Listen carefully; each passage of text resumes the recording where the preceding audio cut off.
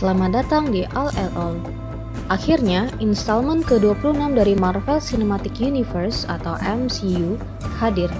Eternals, sebuah adaptasi dari karya seorang legenda Marvel Comics Jack Kirby, menimbulkan polemik di awal kehadiran dengan menerima review jelek di situs Rotten Tomatoes dengan cap Rotten 46% hingga tulisan ini dibuat, menjadikan Eternals sebagai film MCU dengan rating terendah di situs tersebut, yang sebelumnya dipegang oleh Thor: The Dark World 2013. Review Rotten berkisar tentang durasi yang terlalu panjang dan tidak perlu serta keterlibatan Chloe Zhao sebagai sutradara dalam menentukan keputusan artistik. Ya, setidaknya audiens skor Eternals di Rotten Tomatoes di angka 80% menjadikan film ini debatable. Sebelum kita lanjut, mohon bantuannya ya teman-teman untuk subscribe channel kita agar kita lebih semangat dan lebih berkembang untuk menyajikan konten yang lebih menarik. Selain polemik dalam film, ada pula permasalahan terkait penerimaan film ini di beberapa negara. Pertama, karena adegan seksual antara dua karakter utama, Cersei dan Ikaris. Kedua, tentang adegan keluarga Phastos yang merupakan seorang gay. Chloe Zhao sendiri menolak untuk meng-cut adegan tersebut dengan alasan bahwa Phastos, sang tech savvy-nya para Eternals, mempunyai pandangan yang unik tentang kemanusiaan. Hal ini pun nantinya akan berimbas kepada jalan cerita bagaimana karakter Eternals bertumbuh. Cerita dimulai dari 5.000 tahun yang lalu ketika Eternals ditugaskan Celestial bernama Arishem untuk menjaga bumi dari serangan Deviants. Eternals mengawal peradaban manusia dan hadir di beberapa tempat dan peristiwa penting di seluruh bumi seperti peradaban Mesopotamia, Spaniard Conquest, bom Hiroshima Nagasaki, dan lain-lain.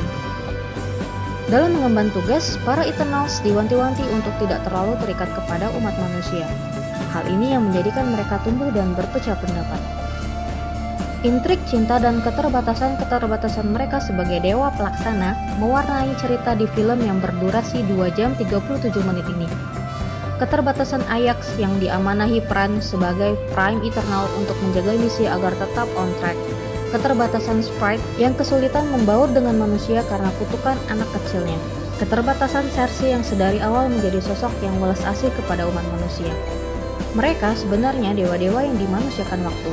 Hal ini menarik untuk melihat sisi-sisi kemanusiaan di diri kita yang selalu mengeluh tentang kepanaan dan waktu yang tak pernah cukup untuk apapun. Ada dua karakter manusia yang mempunyai screen time lumayan banyak di film ini. Pertama, Karun, asisten Kingo dan Dane Whitman.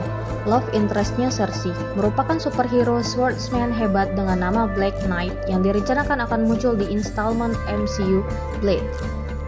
Kemunculan dua manusia ini membawa sudut pandang penyeimbang tentang bagaimana melihat sekaligus mengalami kemanusiaan itu sendiri. Peran Karun di sini juga sebagai pelontar jokes ala Marvel yang ciamik. Saya tak pernah bosan dengan scene khas film action, mengumpulkan tim yang terpisah. Di Eternals, adegan ini menjadi plot device untuk menceritakan masing-masing karakter dan segala hal yang mereka lalui setelah berpisah pada satu peristiwa. Tidak semua kekuatan dan kemampuan Eternals dimanfaatkan secara mendalam dalam cerita. Mungkin hanya beberapa karakter seperti Cersei, Ajax, dan Phastos. Tapi semua kekuatan dan kemampuan para Eternals tersaji secara epik di sequence actionnya. Beberapa kemampuan juga tidak unik-unik amat, karena mungkin sudah terlalu familiar dengan Mind Control, Speedster, Super Strength, Trickster. Oh iya, saya sendiri agak kecewa dengan adegan yang Speedster. Makari, kurang artistik dan terasa lewat begitu aja. Mungkin karena yang udah disuguhi adegan Speedster epic ala Quicksilver di X-Men atau dengan CGI megah ala Flash di DCEU. Tapi kehadiran Makari cukup membahagiakan bagi saya. Akhirnya, MCU punya Speedster lagi setelah Quicksilver dan Ralph Bonner. Menurut saya pribadi, karakter Tina yang diperankan oleh Angelina Jolie jadi show stealer di film ini. Jolie punya skill dan action yang menunjukkan agility serta karakternya yang misterius dan seperti memiliki urusan yang belum selesai dengan Celestial. Mari kita nantikan sequel Eternals selanjutnya. Kehadiran Eternals di MCU melebarkan jelajah cerita. Kemunculan higher entity seperti Arishem menambah ancaman bagi Eternals, Avengers, dan superhero-superhero lain yang mempertahankan bumi dari makhluk ekstraterestrial. Meskipun sebelumnya pernah di-mention juga di Thor tentang Celestial dan Doctor Strange, di mana Baron Mordo mempunyai Staff of Living Tribunal.